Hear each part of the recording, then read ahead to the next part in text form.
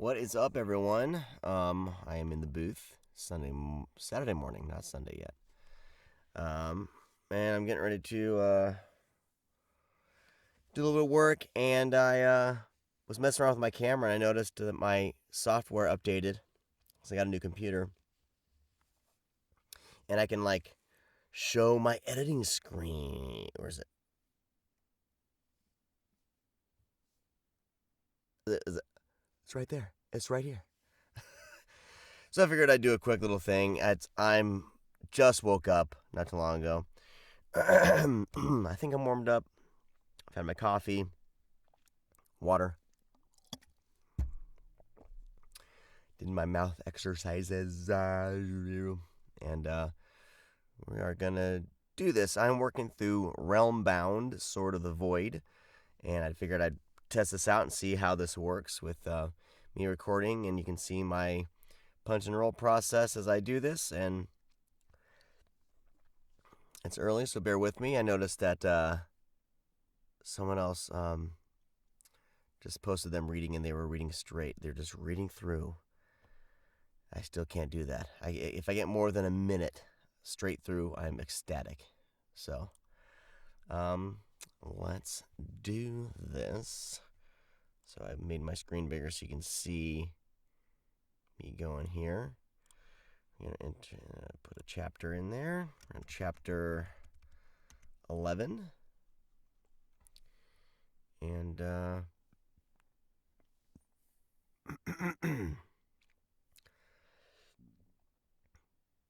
looking at my script here. Realmbound is by an author by the name of Darren Hultberg Jr. And so you can find those on Amazon. The first one's up there. It's one of my first books.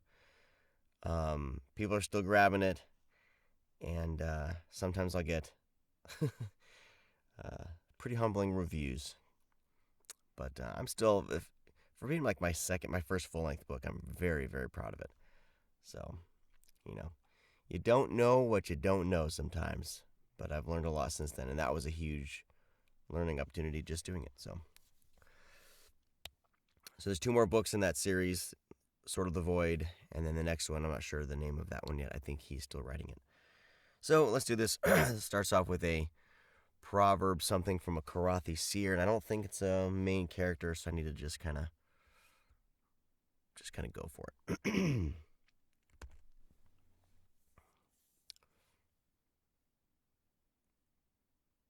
Chapter 11. Mending Broken Bonds. Blood and battle. A healthy Karathi diet. Rhea, Karathi seer. No! Angelo yelled, his eyes filled with terror as he watched his friend plummet off the platform's edge. I did not breathe. Oh! His eyes... Angelo yelled. This is it, folks. This is the pro at work. I'm going to do this here. I may do some things to clear my whatevers, so I apologize. This is the real shit. I don't sugarcoat anything when I'm in the booth recording here. Karathi seer. No! Angelo yelled, his eyes filled with terror as he watched his friend plummet off the platform's edge. Torek stood at his side. Gotta get into breathing mode here. As he watched his friend plummet off the platform's edge, Torek stood at his side, letting out a roar of pain as he watched his father disappear from view. Many of the barbarians present began to cry out, either in anger or frustration. Darren just let his head hang low in defeat. In a matter of...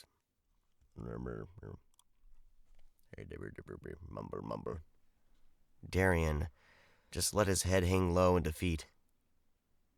In a matter of seconds. Oh, did another record? What's going on here? Darren just let his head hang low in defeat. In a matter of seconds, a solemn silence fell over the men and women. In this battle, neither side had won. Their champions had fought valiantly, but In the end, both were lost to the mountain. The barbarians didn't move. Many of them were not ready to leave the... And both were lost to the mountain. The barbarians didn't move. Many of them were not ready to leave the peak, which had just become the final resting spot of their lost leader. As custom, they would stay and mourn their great leader. Regret filled Torik's heart. He had just watched his father plummet to his doom, and all over some archaic tradition. Why had he let him go through with it? Why had he let him go through with it? He had just watched his father plummet to his doom, and all over some archaic tradition. Why had he let him go through with it? With nowhere else to channel his anger, Torik clenched his fists in rage and turned to face Darren O'Hara. Now I gotta find his voice here. I have his voice. Here. I gotta update it because they gave him a name. Torik. I gotta figure out how to get my audio from here to the video. I'll figure that out. Stunned down, boy. Stunned down, boy. Stunned down. I kind of give them like a Scottish barbarian. Like it's like they're like Scottish barbarians. I don't know. It's the voice that came out when I did this. I mean, it's in Valion. I don't know. I had to find some sort of like brutish way, the barbarians. But I tried to make it stunned down, boy. You will stand down. I tried to make it like not totally Scottish. We'll see. I don't know. Why had he let him go and turned to face Darren O'Hara? This is your fault. Clenched his fists in rage and turned to face Darren O'Hara. This is your fault, he whispered, before giving the scion a shove towards the cliff's edge. Darren stumbled, teetering precariously. Darren stumbled, giving the scion a shove towards the cliff's edge. Darren stumbled, teetering giving the scion a shove towards the cliff's edge. Darren stumbled, teetering precariously near the edge of the precipice. Torik raised his hand. Edge. Darren stumbled, teetering precariously near the edge of the precipice. Torik raised his hand, ready to give Darren a final deadly shove. But Vivian's voice brought him pause. Next page. Vivian, I'm channeling. For Vivian, I was listening to the Thrawn trilogy, and I'm kind of channeling a character there.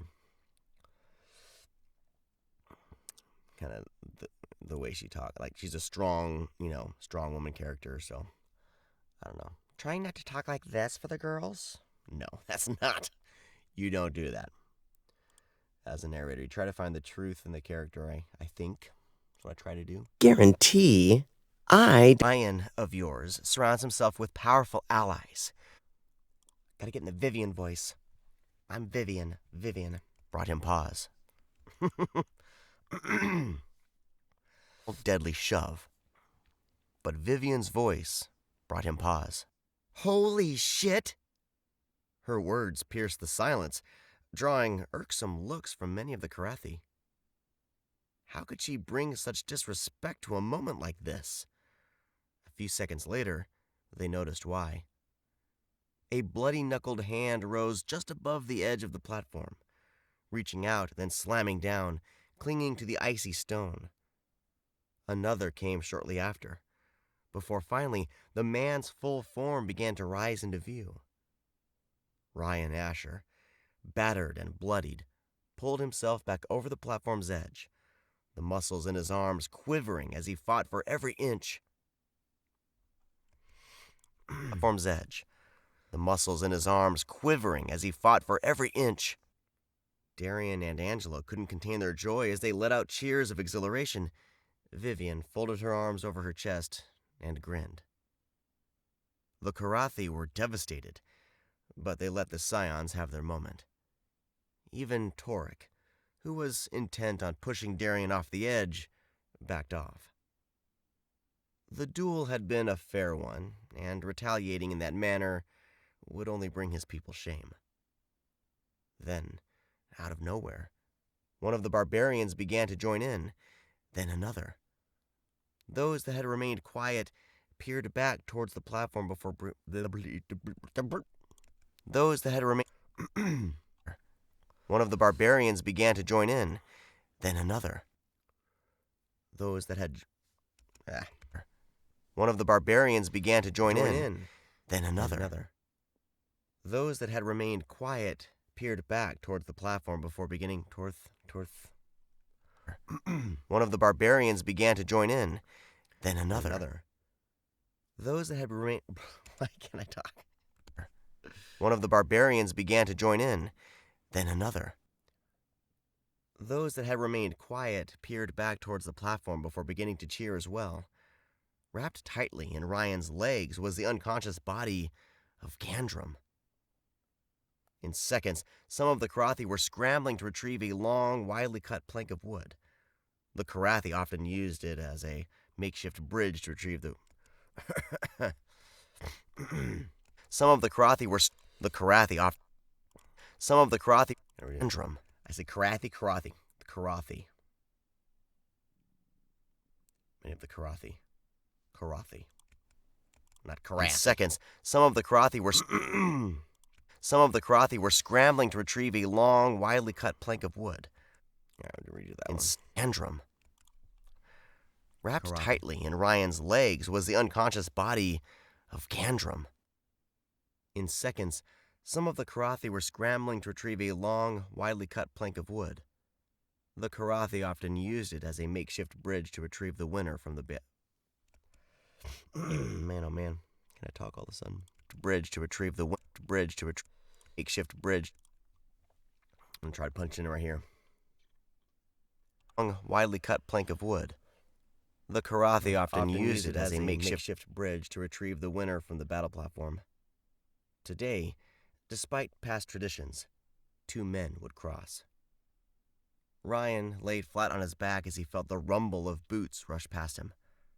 Rush or rushed? I'm going to say rush. It's written rushed. I'm going to say rush.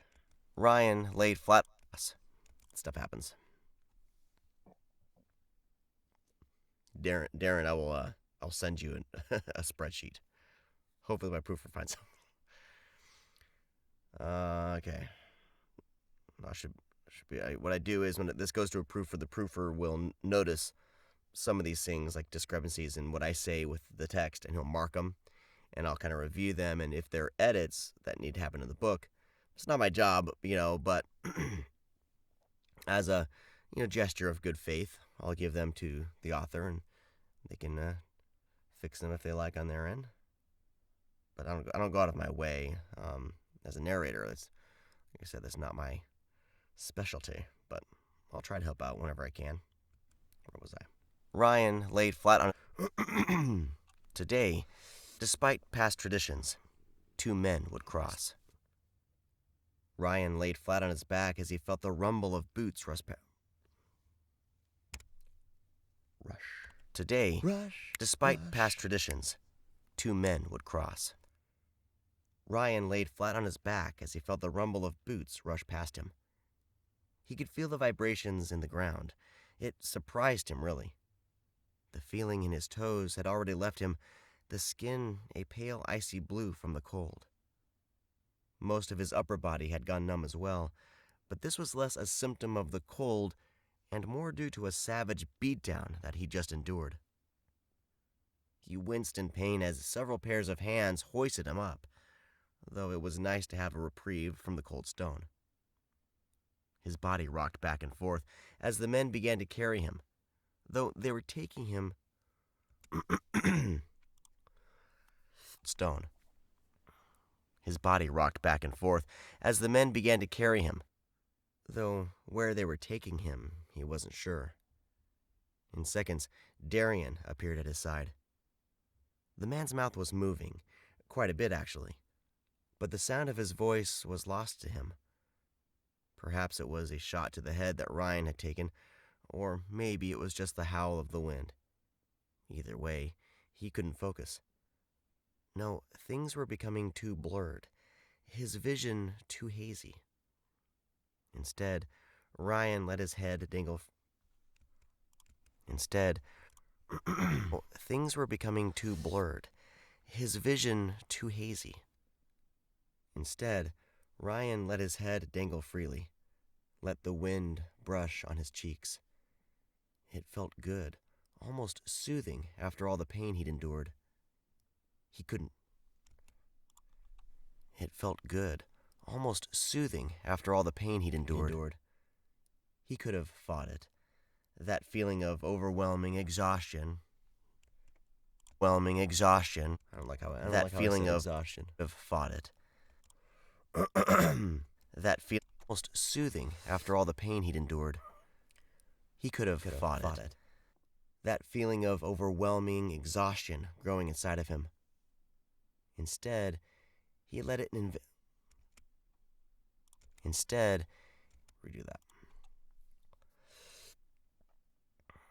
Fought it. That feeling of overwhelming exhaustion growing inside of him. Instead, he let it envelop him, as in seconds his mind was lost to the world. Ryan's eyes peeled open as the sun beat down on him through the mouth of the calash. What was I saying there? Instead, he let it envelop Ryan's eye. His mind was lost to the world. Ryan's eyes peeled open. No, I want R.C. Brave for a second. Ryan's eyes peeled open as the sun beat down on him through the mouth of the shallow cave. He found himself laying on a bed-carved stone with several layers of furs laid out beneath him for cushioning. I can't do that.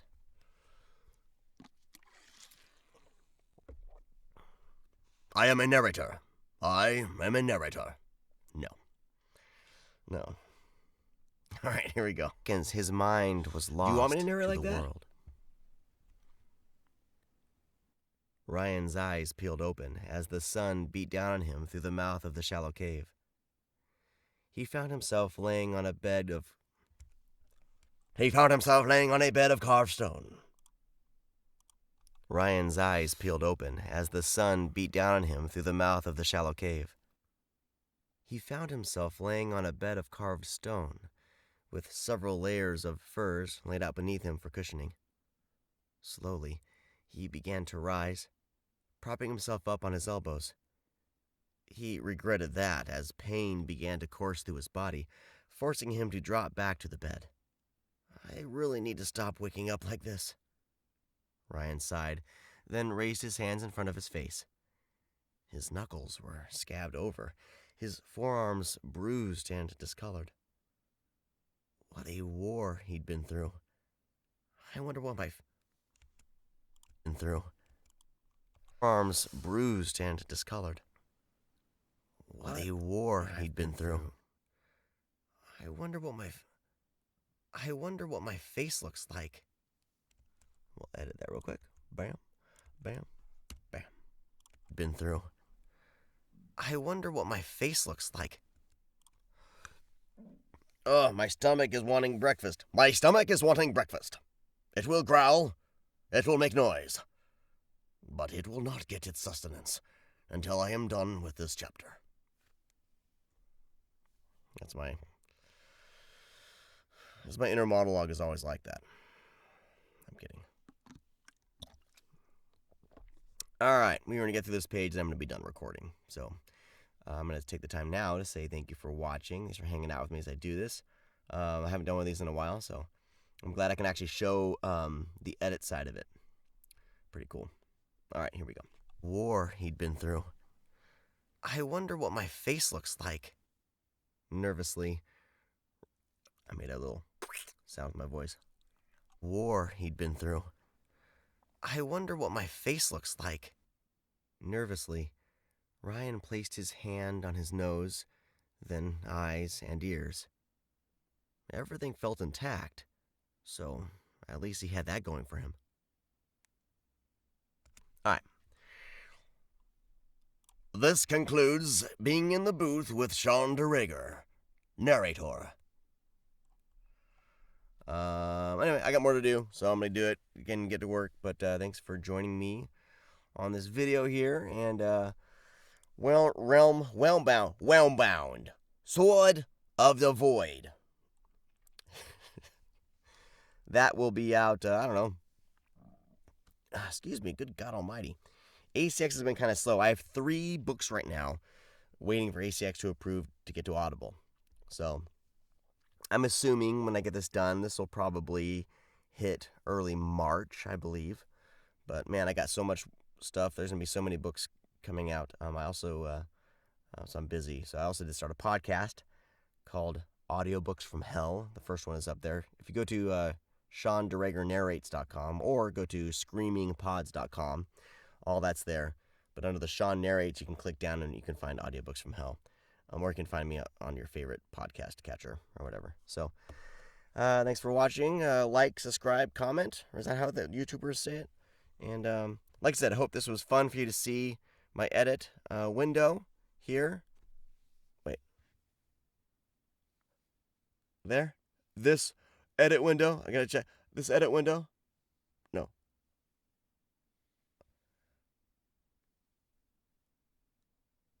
This right here? Gosh. All right. Thanks for watching, spending this 20 minutes of your day with me and my bedhead, and my, wake up stubble. So, thanks for watching. Thanks for all of you who listened to the audiobooks and for keeping me going with this. If nobody listened, I probably wouldn't be doing this still. So thank you. Thank you very much. I will talk to all of you next time. Bye.